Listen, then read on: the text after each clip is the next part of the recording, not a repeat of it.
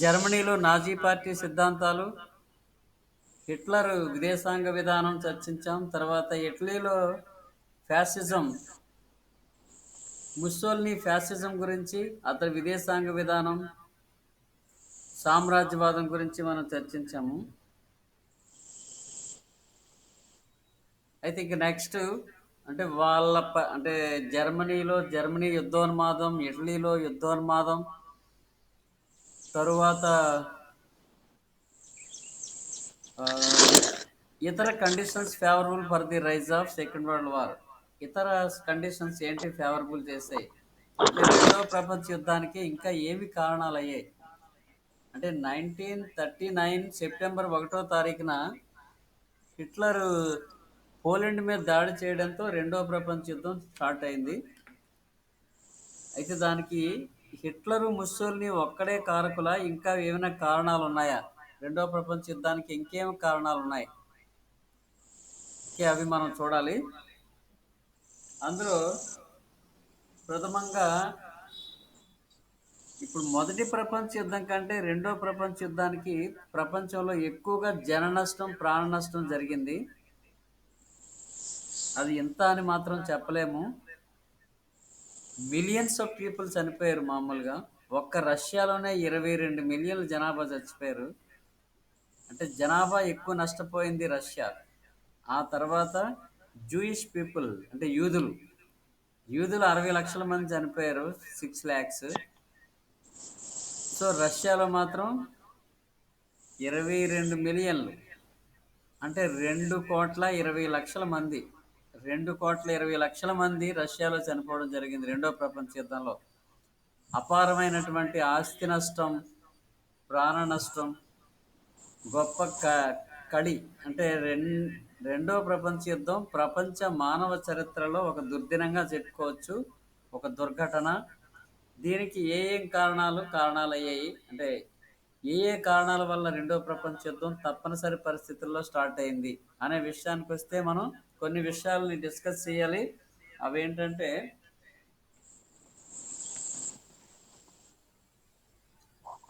ఏమిటి అంటే 1919 వర్సేల్స్ సంధి.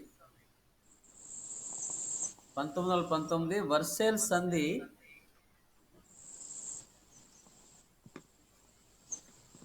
రెండో ప్రపంచ యుద్ధానికి మూల కారణాల్లో ఒకటిగా చెప్పుకోవచ్చు. So 1 minute please. ఇక్కడ రీసౌండ్ వస్తుందా?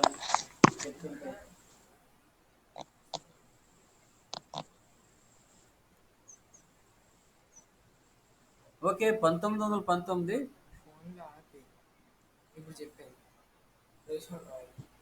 1919 వర్సేల్ సంధిలో లోపాలు మనం ఇంతకుముందు చెప్పుకున్నాం. ఈ వర్సేల్ సంధి అనేది పరిష్కరించిన సమస్యల కంటే సృష్టించిన సమస్యలే ఎక్కువని మనం తెలుసుకున్నాం. అంటే ఎక్కువ సమస్యలు సృష్టించిందని ఎలా చెప్పుకున్నాం మామూలుగా అంటే జర్మనీని దారుణంగా వంచడం, జర్మనీ మీద యుద్ధ బాధ్యతను నెట్టడం, యుద్ధ నేరాన్ని జర్మనీకి అప్పగించడం, జర్మనీ భరించలేనంత నష్టపరిహారాన్ని విధించడం, జర్మనీ యొక్క నౌకాబలాన్ని కేవలం గస్తీకే పరిమితం చేయడం, సైన్యాన్ని కేవలం 1,00,000 మందికే పరిమితం చేయడం, జర్మనీ యొక్క రూర్ ప్రాంతంలోని బొగ్గు గనుల్ని ఫ్రాన్స్కి ఇవ్వడం, రైన్ ప్రాంతాన్ని నిస్సైనికీకరణ చేయడం, ఇక జర్మనీ వలసలన్నీ కూడా లాగేసుకొని మిత్రదేశాలు పంచుకోవడం, అపారమైనటువంటి సంపద కూడా జర్మనీ యుద్ధ టైంలో కోల్పోయింది. సో ఇన్ని కారణాల వలన జర్మనీ మళ్ళీ తిరిగి పుంజుకునే అవకాశాలు లేకుండా ఘోరంగా అవమానించడం జరిగింది. అందువలన ఏం జరిగింది, జర్మనీ పగబట్టింది, ఒక విధంగా కక్ష తీర్చుకోవడానికి ప్రయత్నాలు మొదలుపెట్టింది. అంటే వర్సేల్ సంధిలో ఇంత ఘోరంగా అవమానించినటువంటి వీళ్ళ ఎవరు మన మిత్ర రాజ్యాల మీద పగ తీర్చుకోవడానికి, ముఖ్యంగా ఫ్రాన్స్ మీద, ఇంగ్లాండ్ మీద కక్ష తీర్చుకోవడానికి జర్మనీ ప్రజలు సంసిద్ధంగా ఉన్నారు. ఈ పరిస్థితుల్లో ఈ హిట్లర్ రావడం అవన్నీ జరిగాయి. ఆ తర్వాత మళ్ళీ ఇంకో పాయింట్లో చెప్పుకుంటాం. ఈ విధంగా వర్సేల్ సంధిలో వచ్చినటువంటి లేదా వర్సేల్ సంధిలో జరిగిన అవమానానికి జర్మనీ ప్రతీకారేక్షతో ఉండడం వల్ల రెండో ప్రపంచ యుద్ధానికి ఒక కారణంగా మనం చెప్పుకోవచ్చు. ఓకే, రెండోది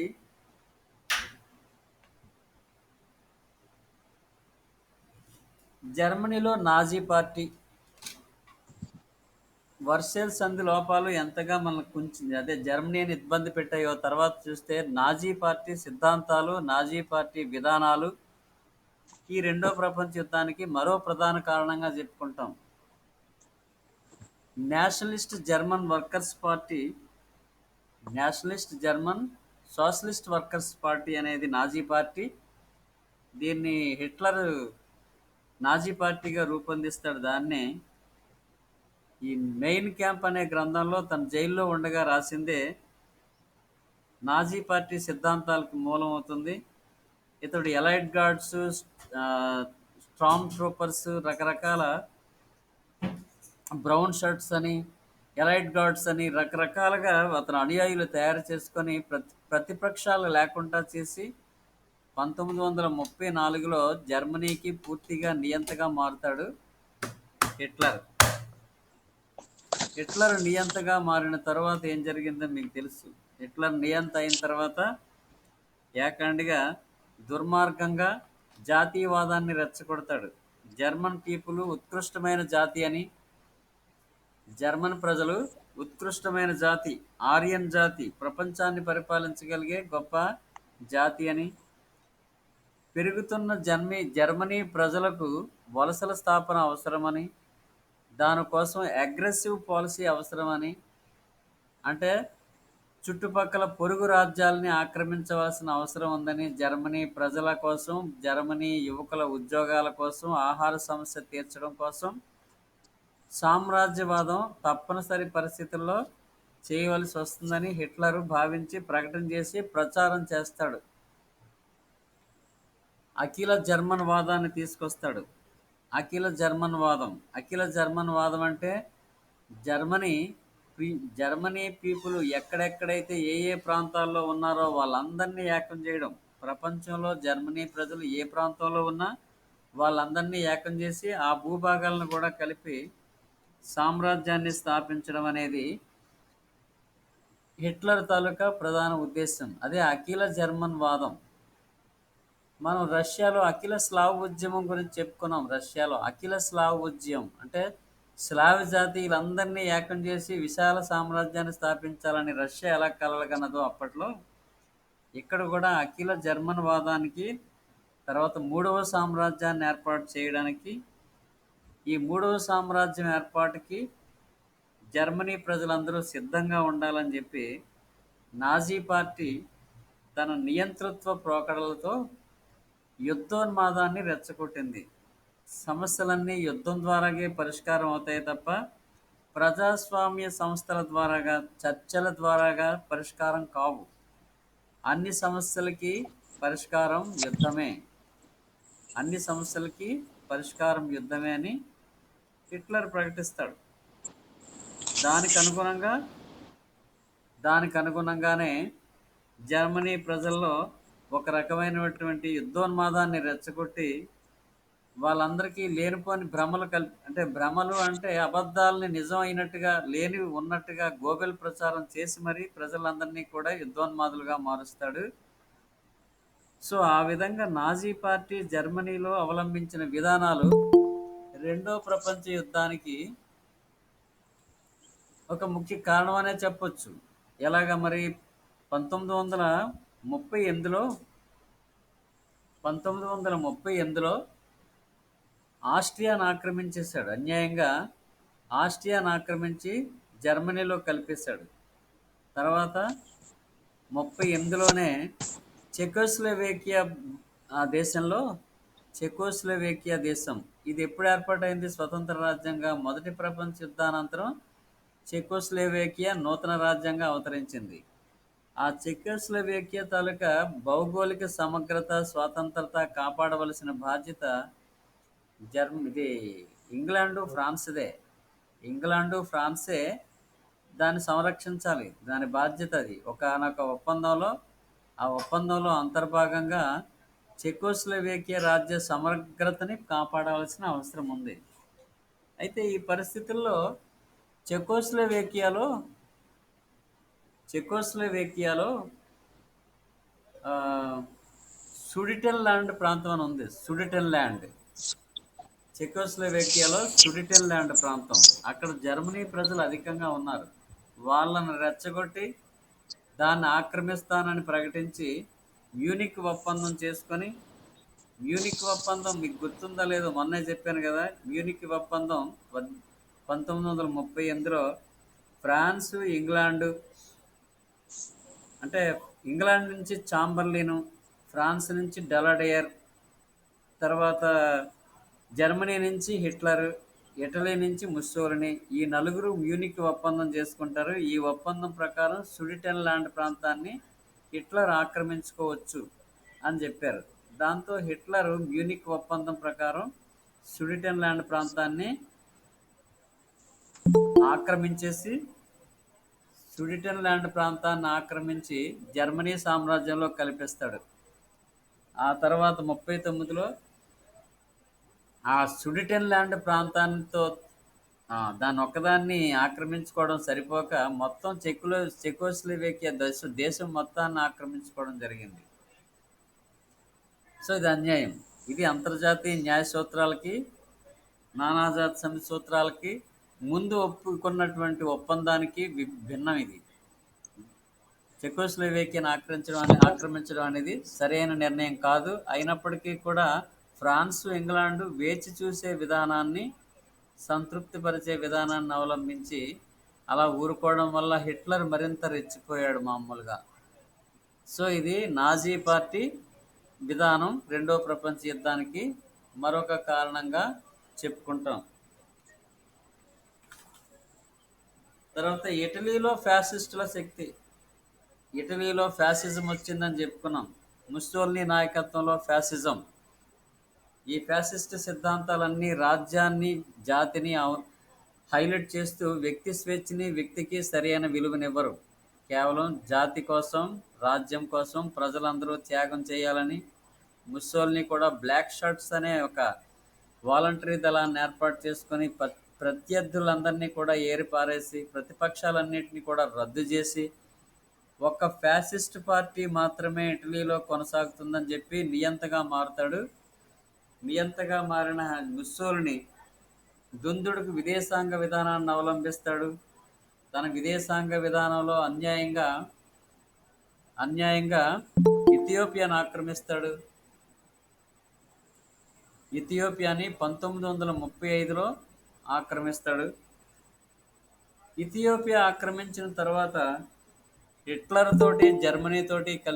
తోటి జపాన్తో కలిసి కమ్యూనిస్ట్ వ్యతిరేక ఒప్పందాన్ని అదే 1937లో రోమ్, బెర్లిన్, టోక్యో అని కమ్యూనిస్ట్ వ్యతిరేక ఒప్పందం కూడా చేసుకొని రెండో ప్రపంచ యుద్ధానికి ఇటలీ ప్రజల్లో మితిమీరిన జాతీయ భావాన్ని, అంటే ఇటలీ జాతి ఔన్నత్యాన్ని ఉన్నదానికంటే ఎక్కువ చేసి యుద్ధం వైపు ప్రజలందరినీ సన్నద్ధులు చేస్తాడు. ఇతడు కూడా యుద్ధమే అన్ని సమస్యలకి పరిష్కారం అని భావిస్తాడు. అలా భావించిన ముస్సోలినీ యుద్ధం వైపే ప్రజలు నడిపిస్తూ నిర్బంధ సైనిక విధానాన్ని ప్రవేశపెట్టి విపరీతంగా ఆయుధాలను ఉత్పత్తి చేసి సైన్యాన్ని పెంచి, ఇంకా ఎప్పుడైతే సైన్యం పెరిగిందో, ఆయుధాలు పెరిగాయో ఆటోమేటిక్గా యుద్ధానికి రెడీ అవుతారు. ఇది ఈ ఫ్యాసిస్టుల భావన విశాల సామ్రాజ్యవాదం. అంటే ఇటలీ ప్రజలకు అనేక వలసలు స్థాపించడం ద్వారాగా, పొరుగు రాజ్యాలని ఆక్రమించడం ద్వారాగా పెద్ద సామ్రాజ్యాన్ని స్థాపించాలని ముస్సోలినీ కూడా కోరిక. అందుకోసం ముస్సోలినీ ఈ నిర్బంధ సైనిక విధానం, పొరుగు రాజ్యాలను ఆక్రమించడం, హిట్లర్తో కలవడం, జపాన్తో కలిసి రెండో ప్రపంచ యుద్ధానికి రెడీ అవుతాడు, కారకుడు అవుతాడు. అది మనం ఈ 2 పాయింట్లు కూడా నిన్ననే చర్చించుకోవడం జరిగింది. సో నెక్స్ట్ జపాన్ సామ్రాజ్యవాదం. జపాన్ సామ్రాజ్యవాదం కూడా రెండో ప్రపంచ యుద్ధానికి ఒక కారణం. ఆసియా ఖండంలో పూర్తి స్వతంత్రత కలిగిన ఏకైక దేశం జపాను. ఆసియా ఖండంలో పారిశ్రామిక విప్లవం వచ్చినటువంటి ఏకైక దేశం జపాను. చాలా అతి చిన్న దేశమైనటువంటి జపాను సాంకేతిక రంగంలోను, ఇక ఎకనామిక్ ఆర్థిక రంగంలోనూ అభివృద్ధి సాధించి ఐరోపా రాజ్యాలతో సమానంగా, ఐరోపా రాజ్యాలతో ధీటుగా అభివృద్ధి చెందింది చాలా తక్కువ టైంలోనే జపాన్. 1895లో చైనాను ఓడించి ఫార్మోజాను ఆక్రమించగలిగింది. రాసుకోండి, అది 1895లో చైనాను ఓడించి ఫార్మోజా దీవిని ఆక్రమించుకుంటుంది. ఫార్మోజా అంటే ప్రజెంట్ తైవాన్నే ఫార్మోజా అని అంటారు. 1895లో చైనాను ఓడించి ఫార్మోజాను ఆక్రమించుకుంటుంది జపాన్.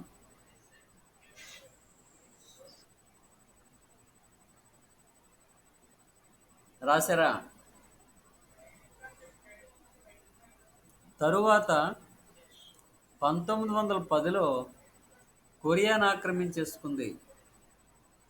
1910లో కొరియాను ఆక్రమించుకుంది. ఇప్పుడు మనం దక్షిణ కొరియా, ఉత్తర కొరియా అంటాం కదా, అప్పట్లో అంతా ఒకటే కొరియా. ఆ కొరియా రాజ్యాన్ని ఆక్రమించుకొని అక్కడ విశాలమైనటువంటి వ్యవసాయ క్షేత్రాలను, తన పారిశ్రామిక విధానానికి కావలసినటువంటి ముడి సరుకులు, తయారైన వస్తువులకి అక్కడ మార్కెట్గా కొరియా ఉపయోగపడుతుందని అంతర్జాతీయ సూత్రాలకు విరుద్ధంగానే కొరియాను ఆక్రమించింది 1910లో. అయితే ఎంత సాధ్యమైందంటే ఇవన్నీ 1968లో మొయిజీ సంస్కరణలు జరిగాయి. జపాన్ అంత ఫాస్ట్గా అభివృద్ధి చెందడానికి, ఉన్నతంగా ఐరోపా రాజ్యాలతో సమానంగా అభివృద్ధి చెందడానికి కారణం మొయిజీ సంస్కరణలని. 1968లో జపాన్లో మొయిజీ సంస్కరణలు అమలయ్యాయి. ఆ పాయింట్ కూడా రాసుకోండి, కొత్త పాయింట్ మీకు. 1968లో మొయిజీ సంస్కరణల మూలంగా చాలా తక్కువ సమయంలో జపాను అత్యంత అభివృద్ధిని సాధించింది. ఆ పాయింట్ రాసుకోండి, మొయిజీ సంస్కరణలు.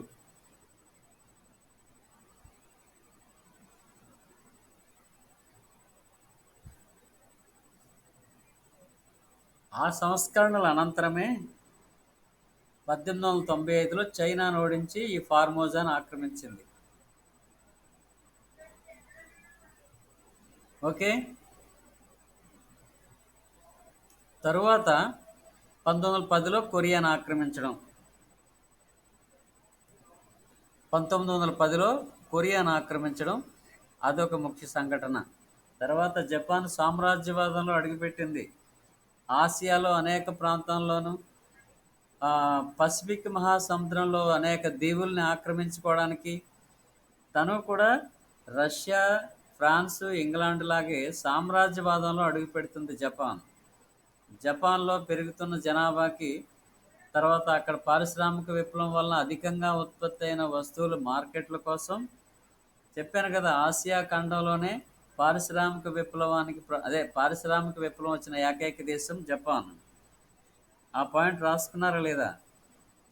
ఆసియా ఖండంలో పారిశ్రామిక విప్లవం వచ్చినటువంటి ఏకైక దేశం జపాన్. అది నోట్ చేసుకోండి.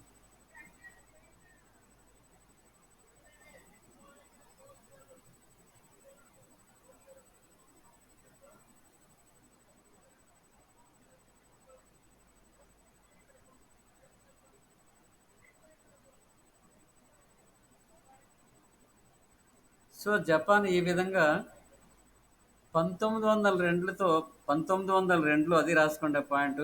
1902లో ఇంగ్లాండ్తో ఒక ఒప్పందం చేసుకుంటుంది, స్నేహ సహకార ఒప్పందం. అంటే ఇంగ్లాండ్ ఐరోపా దేశంతో సమాన హోదాలో ఒక సంధి చేసుకోగలిగింది జపాన్.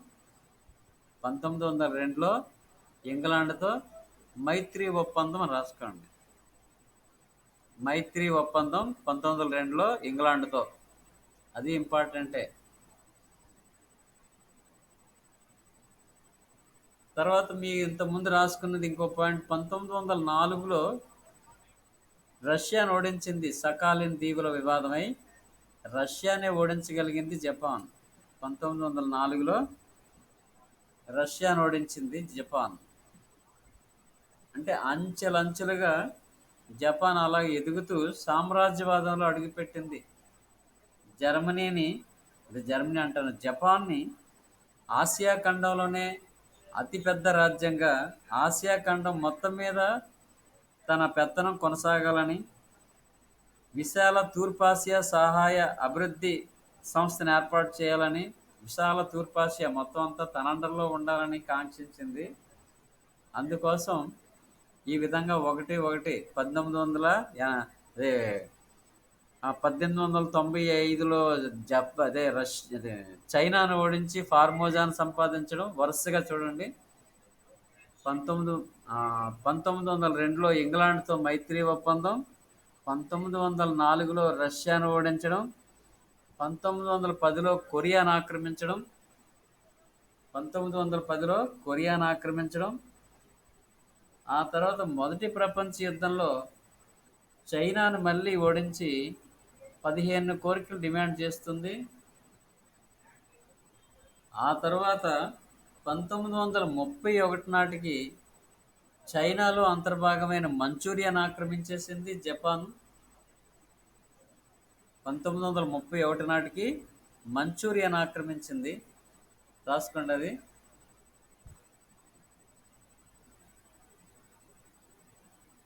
1931 మంచూరియా ఆక్రమణ.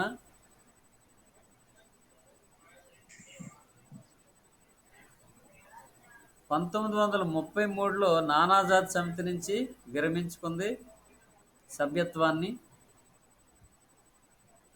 1933లో నానాజాతి సమితి నుంచి సభ్యత్వాన్ని ఉపసంహరించుకోవడం.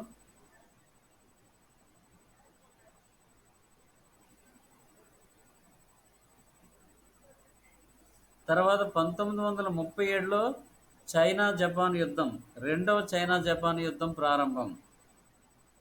అంటే ఈ విధంగా జపాను అంచెలంచెలుగా ఎదుగుతూ సామ్రాజ్యవాదంలో అడుగుపెట్టి ఐరోపా రాజ్యాలతో సమానంగా పోటీ పడుతూ పారిశ్రామిక విప్లవంలో అధికంగా వస్తువులను ఉత్పత్తి చేస్తూ, ఆ ఉత్పత్తులను అమ్ముకోవడానికి చుట్టుపక్కల దీవులను ఆక్రమించుకుంటూ, ఈ విధంగా హిట్లరు ముస్సోలినీతో కలిసి కమ్యూనిస్ట్ వ్యతిరేక ఒప్పందంలోకి దిగింది.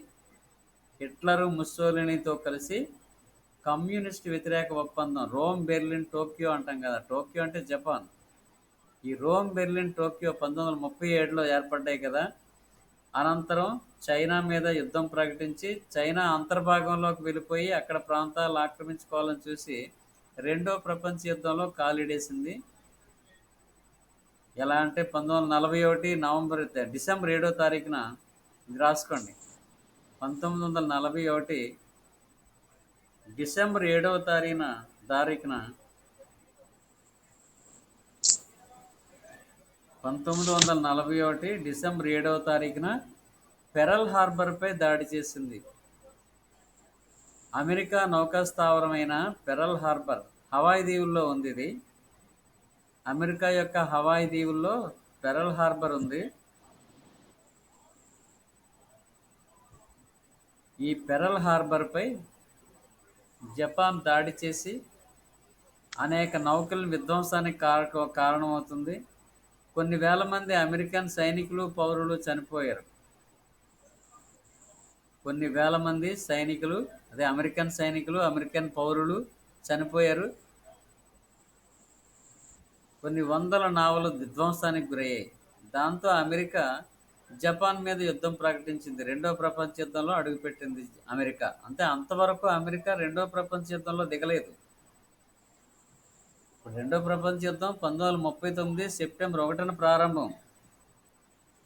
అయితే 1941 వరకు అమెరికా తటస్థంగా ఉంది.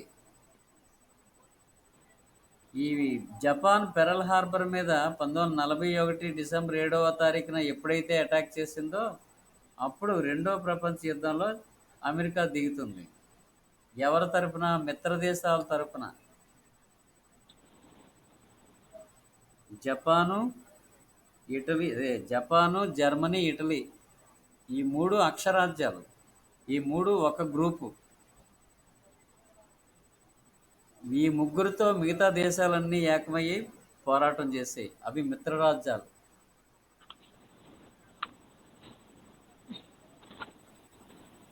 సో ఈ విధంగా జర్మనీలో జపాన్లో సామ్రాజ్యవాదం పెరిగింది. ఈ సామ్రాజ్యవాదంలో అడుగుపెట్టినటువంటి జపాను రెండో ప్రపంచ యుద్ధంలో కయ్యానికి కాలు దువ్వింది. అనవసరంగా పెరల్ హార్బర్ మీద దాడి చేసి అమెరికా కోపానికి కారణమవుతుంది. అమెరికా రెండో ప్రపంచ యుద్ధంలో దిగబోయేటప్పటికి ఆటోమేటిక్గా వీళ్ళ పతనం ప్రారంభమవుతుంది. మిత్ర రాజ్యాలు విజయం వైపు పయనిస్తాయి. Okay, next.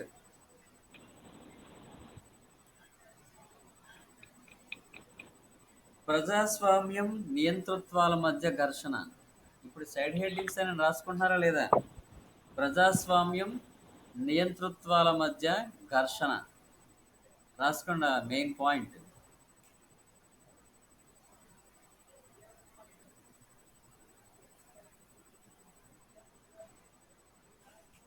ఫస్ట్ పాయింట్ ఏంటి? వర్సెల్ సంధిలో లోపాలు. ఫస్ట్ పాయింట్ వర్సెల్ సంధిలో లోపాలు. సెకండ్ పాయింట్ జర్మనీలో నాజీ పార్టీ రెండో పాయింట్.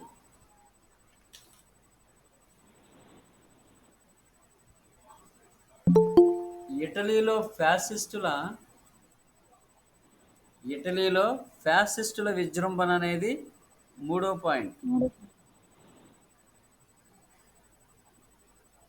ఇటలీలో ఫ్యాసిస్టుల విజృంభణ మూడో పాయింట్. జపాన్ సామ్రాజ్యవాదం, ఇప్పుడు చెప్పుకున్నటువంటి జపాన్ సామ్రాజ్యవాదం నాలుగోది.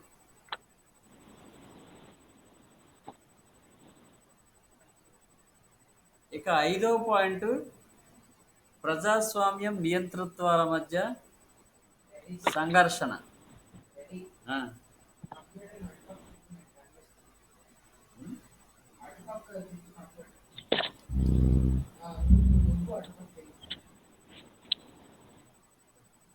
ప్రజాస్వామ్యం, నియంతృత్వాల మధ్య సంఘర్షణ అనేది ఐదో పాయింట్.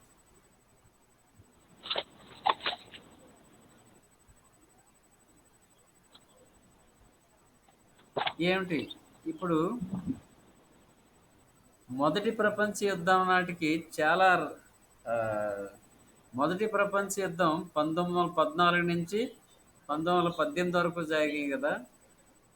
ఈ మొదటి ప్రపంచ యుద్ధానంతరం రష్యాలో రాజరికం నశించింది. ఒక విధంగా అక్కడ కమ్యూనిస్ట్ ప్రభుత్వం ఏర్పాటైంది. అది ప్రజాస్వామ్యబద్ధమైంది కమ్యూనిజం కూడా. తర్వాత జర్మనీలో వైమర్ రిపబ్లిక్ ఏర్పాటైంది. అంటే అక్కడ జర్మనీలో రాజరికం రద్దయిపోయింది. అంటే రాజరికాలన్నీ ఫెయిల్ అయ్యి ప్రజాస్వామ్య ప్రభుత్వాలు ఏర్పాటయ్యాయి. ఇంకోవైపు నియంతృత్వ ప్రభుత్వాలు ఏర్పాటయ్యాయి. ఏంటవి? జర్మనీలో హిట్లర్ నాయకత్వంలో ఒక నియంతృత్వ ప్రభుత్వం ఏర్పాటైంది. మనం చదువుకున్నదే, డిస్కస్ చేస్తూనే ఉన్నాం ఈ మధ్య 2 రోజుల నుంచి. అలాగే ఇటలీలో ముస్సోలినీ నాయకత్వంలో ఒక ఫ్యాసిస్ట్ ప్రభుత్వం ఏర్పాటైంది.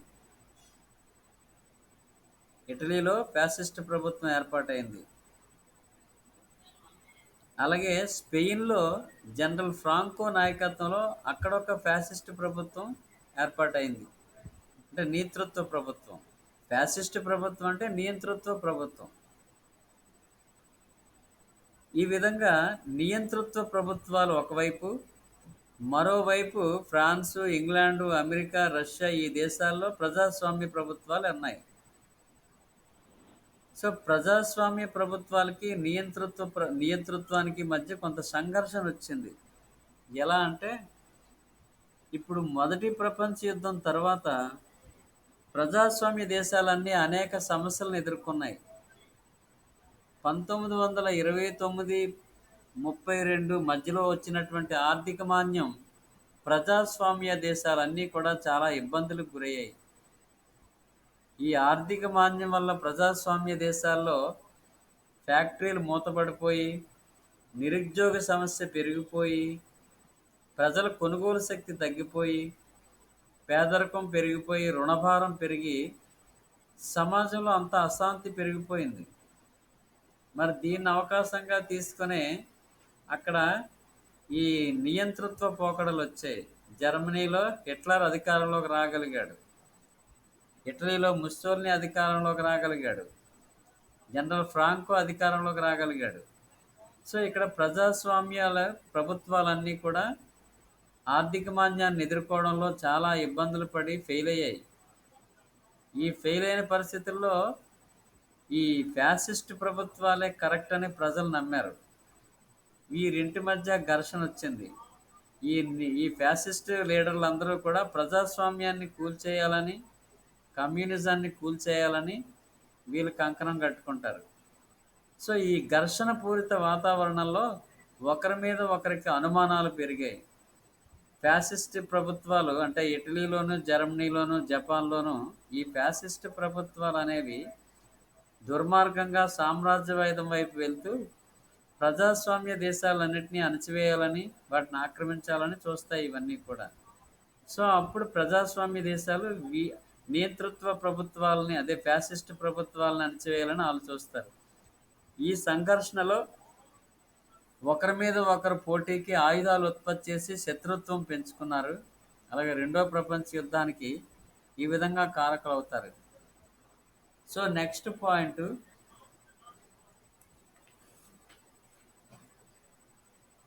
అల్పసంఖ్యాక వర్గ జాతుల్లో అసంతృప్తి. ఆరో పాయింట్, అల్పసంఖ్యాక వర్గాల ప్రజల్లో అసంతృప్తి. పాయింట్ నోట్ చేసుకోండి. అల్పసంఖ్యాక వర్గాల ప్రజల్లో అసంతృప్తి.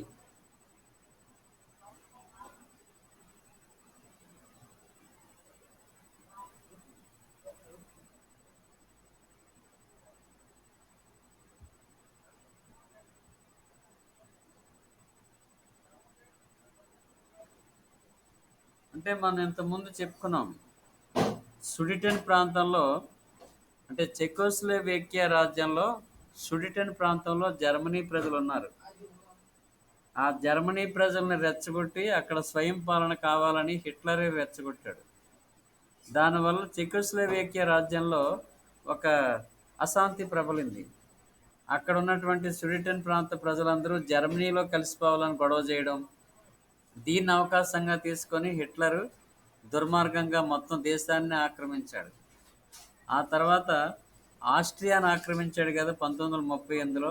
ఆస్ట్రియాలో జర్మనీ ప్రజలు చాలామంది ఉన్నారు, అల్పసంఖ్యాక వర్గాల వారు. అంటే తక్కువ సంఖ్యలో ప్రజలు ఇతర దేశాల్లో ఉంటే వాళ్ళని అల్పసంఖ్యాక వర్గాల వారు అంటారు. ఇప్పుడు ఉదాహరణకి భారతదేశంలో ముస్లిమ్స్ అల్పసంఖ్యాక వర్గం, క్రిస్టియన్స్ అల్పసంఖ్యాక వర్గం, అలాగే జైనులు, బౌద్ధులు కూడా మైనారిటీ పీపుల్ అంటాం వీళ్ళని, అల్పసంఖ్యాక వర్గాల వారు.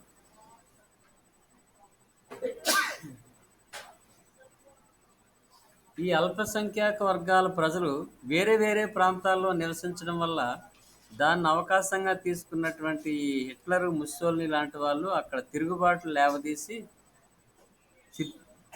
లేవదీసి వాళ్ళల్లో దేశభక్తిని రెచ్చగొట్టి రెండో ప్రపంచ యుద్ధానికి వీళ్ళే కారకులు అవుతారు. ఆ విధంగా ఆస్ట్రియాను ఆక్రమించేసుకోవడానికి అన్యాయంగా జర్మనీ ప్రజలు ఉన్నారని. ఇలాగ అల్పసంఖ్యాక వర్గాల వారు మొదటి ప్రపంచ యుద్ధం తర్వాత నానాజాతి సమితి ప్రొటెక్షన్లో చాలా ప్రాంతాలని, చాలా అంటే వేరే జాతి ప్రజల్ని వేరే వేరే దేశాల్లో ఉంచడం జరిగిందనమాట. వేరే వేరే జాతి ప్రజల్ని వేరే దేశాల్లో ఉంచడం, వాళ్ళందరినీ ఏకం చేయడం కానీ, అల్పసంఖ్యాక వర్గాల వారి తాలూకా అభిప్రాయాలని పరిగణలోకి తీసుకోవడం కానీ, వాళ్ళ సమస్యల్ని చర్చించడం కానీ ఎవరూ చేయలేదు. దానివల్ల ఈ మైనారిటీ పీపుల్ ఎక్కడెక్కడైతే ఉన్నారో వాళ్ళందరూ వాళ్ళ మాతృదేశంతో కలిసిపోవాలని కోరుకున్నారు. మైనారిటీ పీపుల్ అందరూ కూడా మాతృదేశంతో కలిసిపోవడానికి అక్కడ ల్యాండ్ ఆర్డర్ ప్రాబ్లమ్స్ వచ్చి వాళ్ళు ఉద్యమాలు చేయడం మొదలుపెట్టారు. ఆ ఉద్యమాలను ఆసరాగా తీసుకొని ఈ ముస్సోల్ని హిట్లర్ లాంటి వాళ్ళు యుద్ధానికి పూనుకొని ఆ ప్రాంతాలని ఆ దేశాలని ఆక్రమించుకోవడం మొదలుపెట్టారు. దాంతో ఘర్షణ ప్రారంభం అయిపోయింది. యుద్ధానికి దారితీసింది ఈ పరిస్థితులన్నీ కూడా. ఈ విధంగా అల్పసంఖ్యాక వర్గాల వారిలో ఉన్న అసంతృప్తి కూడా రెండో ప్రపంచ యుద్ధానికి కారణం అవుతుంది. ఆ పాయింట్ రాసుకోండి.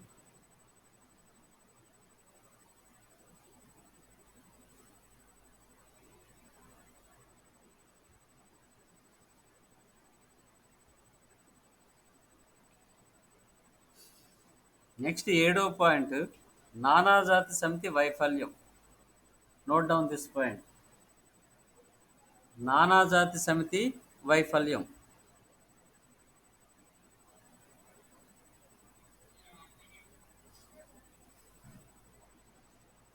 అసలు నానాజాతి సమితి 1920లో ఏర్పాటైంది.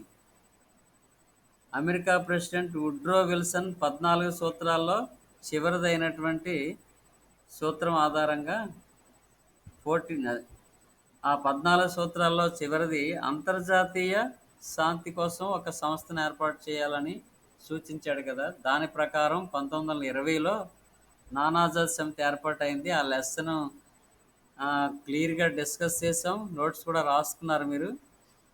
సో నానాజాతి సమితి ప్రపంచ శాంతి కోసం ఏర్పాటైంది. మరి ప్రపంచ శాంతికి ఏర్పాటైంది, ప్రపంచ శాంతిని కాపాడగలిగిందా? కాపాడలేకపోయింది. నానాజాతి సమితి సక్సెస్ అయ్యి ఉంటే రెండో ప్రపంచ యుద్ధం వచ్చేదే కాదు. దాంట్లో ఉన్న అనేక లోపాల కారణం నానాజాతి సమితిలో ఉన్నటువంటి శాశ్వత సభ్య దేశాలు ఏంటవి? France, England, Italy, Japan. France, England, Italy, Japan ఇవి శాశ్వత సభ్య దేశాలు, వీటో పవర్ ఉన్నవి. ఈ అగ్రరాజ్యాలే స్వార్థపూరితంగా కంచె చేను మేసినట్టుగా ఇవే దుర్మార్గానికి పాల్పడడంతో ఇంక చేసింది లేకపోయి ఏమీ చేయలేని పరిస్థితి. ఆర్థిక మాంద్యం ప్రభావం, దాంతో అక్కడ అగ్రరాజ్యాలు దుర్మార్గానికి ఒడిగట్టడం. తర్వాత జర్మనీకి చాలా కాలం పాటు సభ్యత్వాన్ని ఇవ్వలేదు. 1926 వరకు జర్మనీకి నానాజాతి సమితిలో సభ్యత్వమే లేకపోవడం.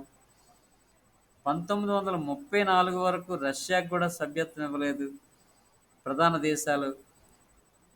అంతేకాకుండా ఈ నానాజాతి సమితి స్థాపనకు ముఖ్య కారకులు ఎవరు? అమెరికా వుడ్రో విల్సనే కదా దీన్ని ప్రతిపాదించాడు. మరి వుడ్రో విల్సన్ ప్రతిపాదించినప్పుడు దాని ప్రకారమే ఏర్పాటు చేసినప్పుడు అమెరికా చేరాలి కదా. అమెరికా చేరకపోవడం నానాజాతి సమితి మరింత వీక్ అయింది. సో నానాజాతి సమితికి శాంతిని పరిరక్షించే ఆయుధ సంపత్తి కానీ సైన్యం కానీ లేవు, ఏర్పాటు చేయలేదు.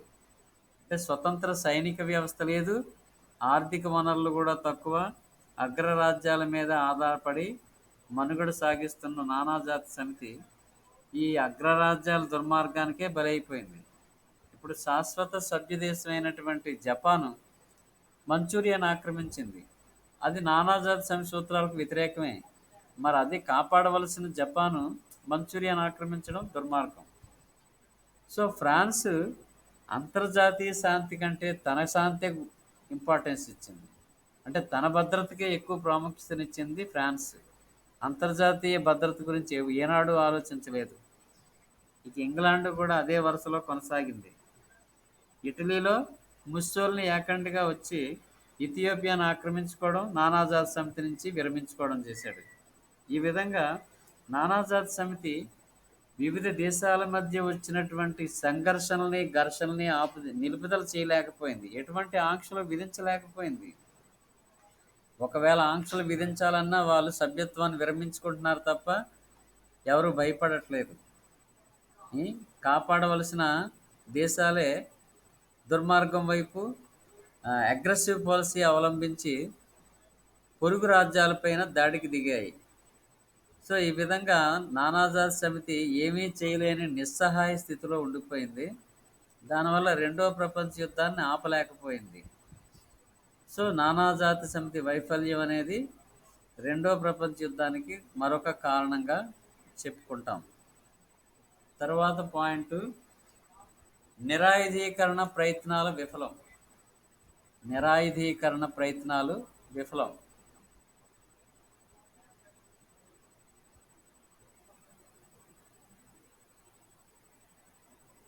అంటే మరొక పక్క దేశాలు, సభ్య దేశాలన్నీ కూడా నిరాయుధీకరణ పాటించాలి. అంటే అనవసరంగా మితిమీరిన మితిమీరిన పద్ధతిలో ఆయుధాలని ఉత్పత్తి చేసేయకూడదు. అంటే ఇప్పుడు ఒకరి మీద ఒకరు అనుమానంతో యుద్ధ సామగ్రిని పెంచుకోవడం ప్రారంభించారు. ఇప్పుడు జపాను నౌకా బలాన్ని పెంచుకుంటూ పోతూ ఉంటే మిగతా దేశాలు, ఇప్పుడు ఇవి రష్యా కూడా జపాన్ ఎందుకు ఇంత ఆయుధ సంపత్తిని పెంచుకుంటుందని రష్యా అనుమానంతో రష్యా కూడా ఆయుధాలని, యుద్ధ నౌకల్ని పెంచుకోవడం మొదలుపెట్టింది. అలాగే జర్మనీ యుద్ధ నౌకల్ని, తర్వాత వార్ ఫ్లైట్లని, యుద్ధ విమానాలని అధికంగా ఉత్పత్తి చేస్తుంటే ఇంగ్లాండ్ భయపడింది. ఇంగ్లాండ్ కూడా జర్మనీకి జర్మనీకి ధీటుగా ఇంగ్లాండ్ కూడా ఆయుధాలు ఉత్పత్తి చేయడం మొదలుపెట్టింది. సో జర్మనీకి ఫ్రాన్స్కి పడదు మళ్ళీ. సో జర్మనీ ఎప్పుడైనా దాడి చేస్తుందేమో, దాన్ని ఎదుర్కోవడానికి నేను ఆయుధాలు సంపాదించుకోవాలి అని ఫ్రాన్స్ అనుమానం పడి ఫ్రాన్స్ కూడా ఆయుధాలు తయారు చేస్తుంది. సో ఈ వాతావరణాన్ని చూసి చాలా సందర్భాల్లో కొన్ని కొన్ని సమావేశాలు ఏర్పాటు చేశారు. నిరాయుధీకరణ చేయాలి, ఒకరి మీద ఒకడు పోటీ పడి ఆయుధాలను ఉత్పత్తి చేయడం వలన ప్రపంచ శాంతికి విఘాతం కలుగుతుంది. కాబట్టి నిరాయుధీకరణ పాటించాలి, అంటే ఆయుధాలని తగ్గించుకోవాలి అని అంటే ఎవరు కూడా ఆయుధాలు తగ్గించుకోలేదు సరికదా, ఒకరి మీద ఒకరు పోటీ పడి మరి ఆయుధ సంపత్తిని పెంచుకున్నారు. పెంచిన ఆయుధాలు ఎప్పుడెప్పుడు ఉపయోగిద్దామా అని చూస్తారు. ఆ విధంగా రెండో ప్రపంచ యుద్ధానికి అదొక కారణం అవుతుంది.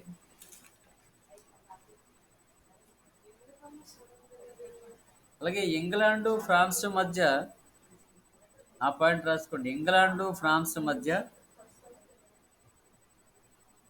విభేద అభిప్రాయాలు.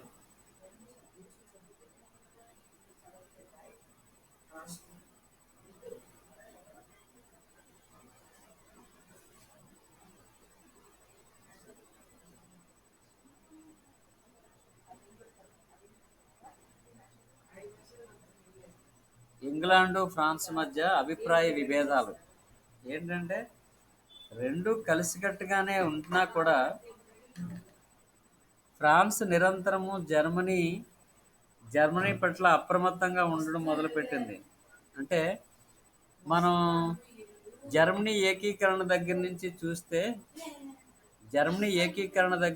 చూస్తే ఏమి కనిపిస్తుంది మనకి? ఫ్రాంకో రష్యా యుద్ధంలో ఫ్రాన్స్ ఓడిపోవడం, జర్మనీ విజయం సాధించడం, ఆల్సేస్ లొరైన్ ప్రాంతాలు తీసుకోవడం, వర్సెల్స్ రాజభవనంలోనే పట్టాభిషేకం చేసుకోవడం, ఇది ఫ్రాన్స్కి అవమానం. సో మొదటి ప్రపంచ యుద్ధం తర్వాత జర్మనీ ఓడిపోవడం, జర్మనీ మీద కసి తీర్చుకోవడం ఫ్రాన్స్ వంతైంది. సో ఆ తర్వాత మళ్ళీ ఏ క్షణమైనా జర్మనీ ఫ్రాన్స్ మీద యుద్ధం చేస్తుందేమని ఫ్రాన్స్ అనుమానం పడి జర్మనీకి దూరంగా ఉంచుతుంది. కానీ ఇది ఇంగ్లాండ్కి నచ్చదు. అంటే ఫ్రాన్స్ తన భద్రతకి ఎక్కువ ప్రాముఖ్యత ఇవ్వడం ఇంగ్లాండ్కి సుతరాము ఇష్టం లేదు. ఆ విషయంలో ఎప్పుడు విభేదిస్తూ ఉండేది ఇంగ్లాండ్. ఈ విధంగా వీళ్ళ మధ్య అభిప్రాయ భేదాలు రావడంతో దీన్ని అవకాశంగా తీసుకొని అక్కడ హిట్లర్, ముస్సోల్ని విపరీతంగా ఆయుధాలు పెంచుకొని, సైన్యాన్ని పెంచుకొని వాళ్ళు యుద్ధానికి రెడీ అయిపోయారు. వీళ్ళు మాత్రం ఇలాగే ఉండిపోయారు. ఆ పాయింట్ రాసుకోండి సార్.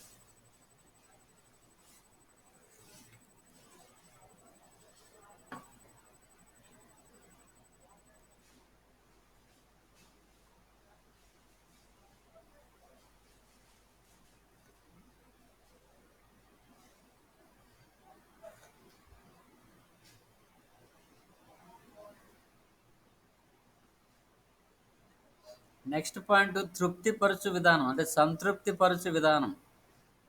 నెక్స్ట్ పాయింట్, సంతృప్తిపరచు విధానం.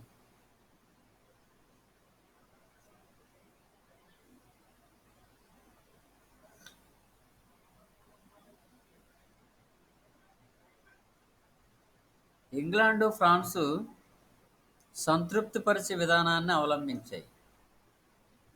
సంతృప్తిపరచు విధానాన్ని అవలంబించి ఎలాగూ హిట్లరు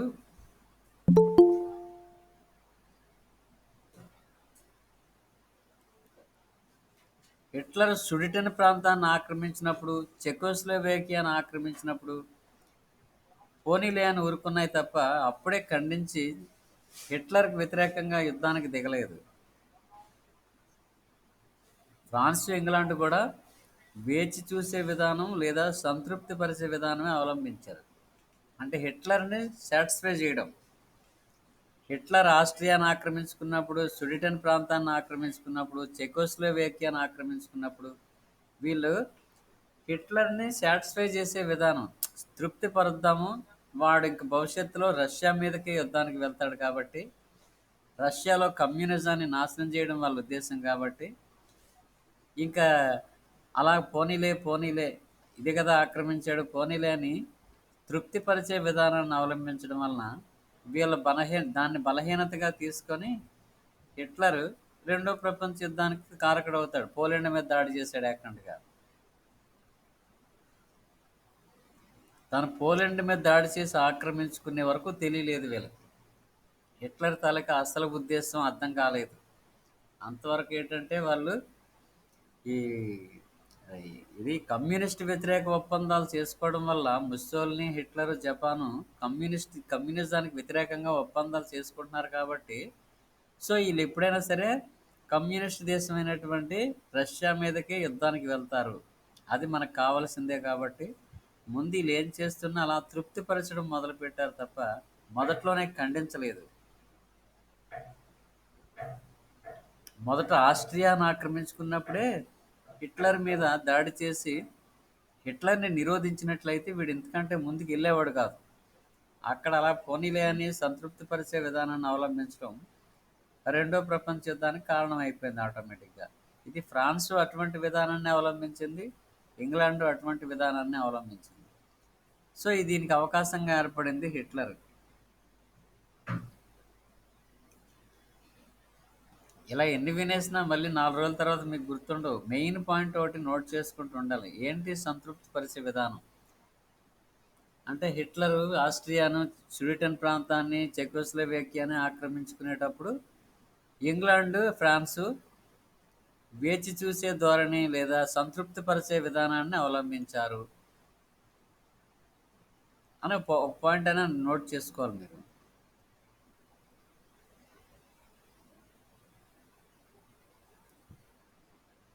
అది హిట్లర్కి అవకాశంగా మారింది.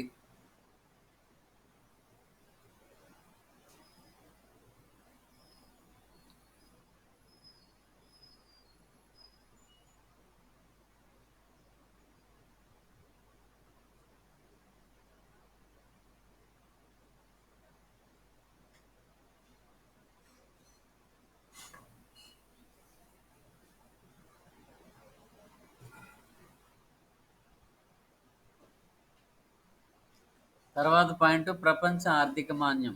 చాలాసార్లు చెప్పుకున్నాం దీని గురించి. ప్రపంచ ఆర్థిక మాన్యం 1929-32.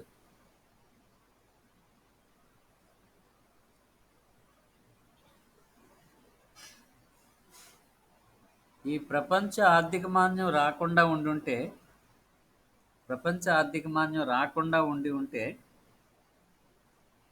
హిట్లరు, ముస్సోలిని నియంత ప్రభుత్వాలు అక్కడ ఏర్పాటు చేసి ఉండేవారు కాదు.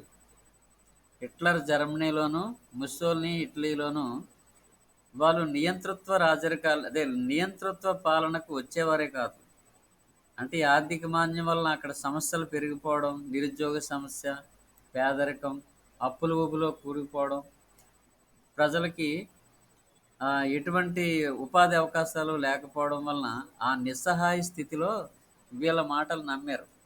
ప్రజాస్వామ్య ప్రభుత్వాలన్నీ ఫెయిల్ అయ్యాయి. ఆర్థిక మాన్యాన్ని ఎదుర్కోవడంలో ప్రజాస్వామ్య ప్రభుత్వాలు ఫెయిల్ అవడం వలన ఈ నియంతలైనటువంటి హిట్లర్, ముస్సోలిని లాంటి వాళ్ళు ప్రజలకు లేనిపోని అబద్ధాలు, లేనిపోనివన్నీ కూడా ఉన్నవి లేనట్టు, లేని ఉన్నట్టు ప్రగల్భాలు పలికి ప్రచారం చేసి అధికారంలోకి వచ్చేసారు. వాళ్ళే లేదంటే ఆర్థిక మాన్యం రాకుండా ఉంటే వీళ్ళు అధికారంలోకి రావడానికి అవకాశం ఉండేది కాదు.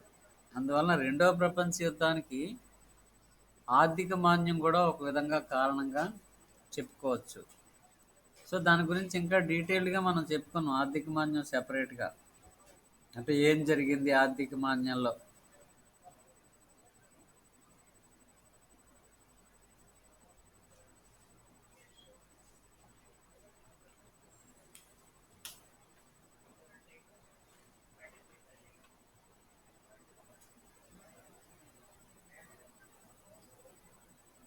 ఓకే, ఇంకా రష్యాని ఇంకా దాన్ని అంటే ఈ బ్రిటన్, ఇంగ్లాండ్ అదే ఇంగ్లాండు, ఫ్రాన్సు, అమెరికా ఈ దేశాలన్నీ కూడా రష్యాని అంటరాని దేశంగా చూసాయి. అక్కడ కమ్యూనిజం అవడం వల్లది వీళ్ళు దాన్ని అంటరాని దేశంగా చూడడం అదొక కారణం రెండో ప్రపంచ యుద్ధానికి. అసలు హిట్లర్, ముస్సోలినికి వ్యతిరేకంగా రష్యా ఒకటి రెండు సార్లు ఆహ్వానించింది మిత్రరాజ్యాలను, అంటే ఫ్రాన్స్, ఇంగ్లాండ్ ఆహ్వానించింది ఒక ఫ్రంట్గా ఏర్పడి నియంత్రణను ఎదుర్కోవడానికి ఆహ్వానించింది. కానీ రష్యా సూచనని వీళ్ళు పెడచెవిన పెట్టారు. ఎందుకంటే రష్యాలో కమ్యూనిజం అంటే వీళ్ళకి నచ్చదు కాబట్టి రష్యా సలహాని వీళ్ళు పక్కన పెట్టడం, రష్యాని అంటరాని దేశంగా చాలా కాలం దూరంగా ఉంచడం వలన ఇది ఇంకొక అనర్థానికి కారణమైంది. సో 1939లో హిట్లర్ రష్యాతో నిర్యుద్ధ సంధి చేసుకోవడంతో వీళ్ళ కళ్ళు తెరిచాయి. అప్పటి వరకు కమ్యూనిజానికి వ్యతిరేకమని వాళ్ళు సంధులు చేసుకుంటుంటే వీళ్ళు హ్యాపీ ఫీల్ అయ్యారు. కానీ ఒకేసారి 1939లోనే రష్యాతో నిర్యుద్ధ సంధి, అంటే రష్యాతో ఎప్పుడు కూడా యుద్ధం చెయ్యం మేము, అంటే అది శత్రు దేశంగా మేము భావించమని ఎప్పుడైతే అన్నారో ఇంక వీళ్ళు అప్పుడు కళ్ళు తెరుచుకొని అప్పటికప్పుడు యుద్ధానికి రెడీ అవుతారు. సో రెండో ప్రపంచ యుద్ధం అలా మొదలైపోతుంది అనమాట. సో రెండో ప్రపంచ యుద్ధం యుద్ధ గమనంలో కొన్ని కొన్ని సంఘటనలు అదే ఇంట్రెస్టింగ్ కొన్ని సంఘటనలు ఉంటాయి.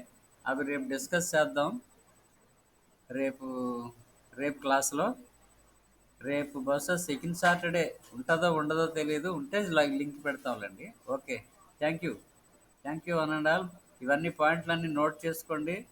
చెప్పినవన్నీ కూడా ఒకసారి గుర్తు తెచ్చుకోవడానికి ప్రయత్నించండి. ఒక్కొక్క సైడ్ హెడ్డింగ్ కింద ఏ పాయింట్లు చెప్పారు అనేది ఒకసారి మననం చేసుకుంటే కొంత నాలెడ్జ్ ఎప్పటికీ మిగిలి ఉంటుంది. ఓకే.